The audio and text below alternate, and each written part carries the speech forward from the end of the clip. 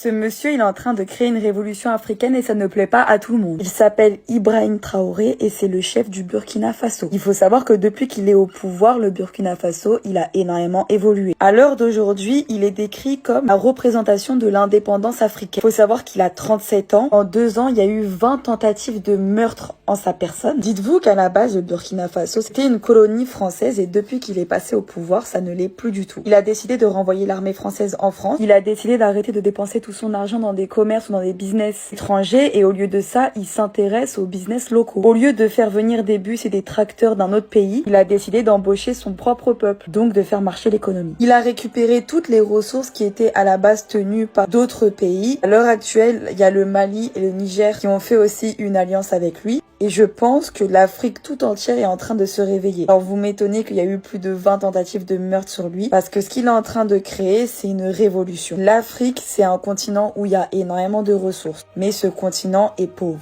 Il y a énormément de pays qui ne s'en sortent pas. Pourquoi ? Parce qu'il y a des pays étrangers qui viennent prendre toutes leurs ressources comme s'ils étaient chez leurs darons.